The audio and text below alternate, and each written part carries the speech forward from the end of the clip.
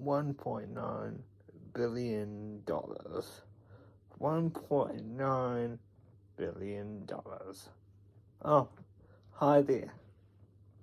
Blake here. Just going over the $1.9 billion that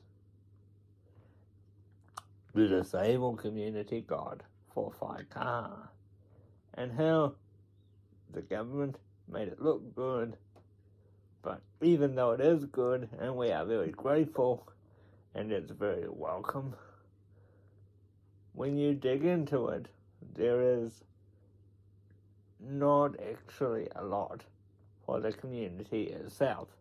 Most of it is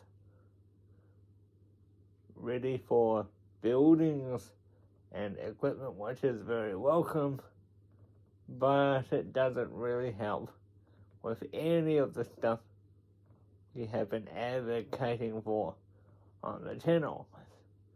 Now, because I'm not good at the fine details, Paul will be here in a minute to talk it over, but let's just say, from a personal perspective, we have a lot of fighting still left to do.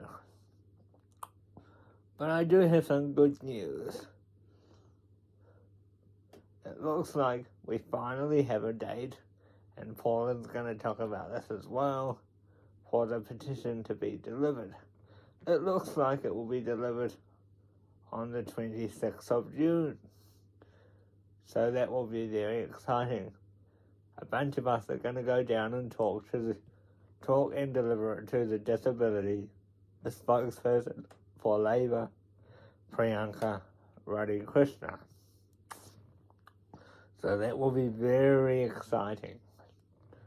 And hopefully we can get some coverage as well. So hey, you might see our pretty faces on TV. Yeah, $1.9 billion is the number I keep going back to, though good but not great. Let's see what Paul thinks about this, so I'll hand over to him now. Blake is absolutely right. A lot of money sounds like a good thing to give to the disabled community, but that's not what's going on here. You see, while the government has put this money aside and it sounds impressive, a lot of it's designed to go on specific infrastructure costs to make sure that buildings are more accessible, for example. That's not a bad thing. Nobody is saying that shouldn't be there.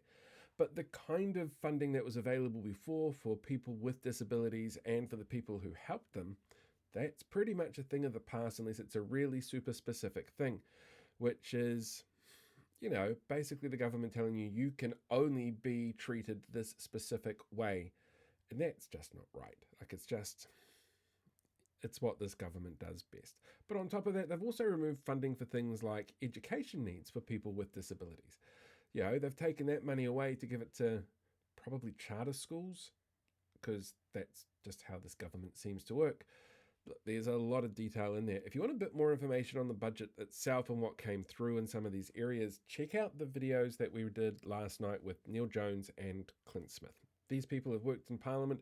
They know numbers, they do their research, and they've got a few interesting thoughts on the process as well. And we will be heading down to Parliament on the 26th. Blake and I are going to go and meet Priyanka Radhakrishnan, the Labour Party spokesperson for the disability sector. We're going to hand over the petition. We're going to do that fun photo on the steps of Parliament. Yay! I probably need to lose a ton of weight before then. Also, just because I can, I'm going to go and visit the TARDIS that's down there. Because why wouldn't you? So make sure that you're keeping tuned to everything that's going on and staying up to date that way. We'll have everything all loaded up on social media closer to the time. In the meantime, I am going to go and get some much, much needed sleep, and I will see you probably on Monday, where I think I might do like a letters episode. I don't know. We'll see. Apparently they've got a bit of spare time because it doesn't look like I'm being called to give a verbal submission on the select committee to talk about local body governance. Wonder why that is. Anyway, I'll worry about that issue next week. In the meantime, I'm going to go back to bed. See ya.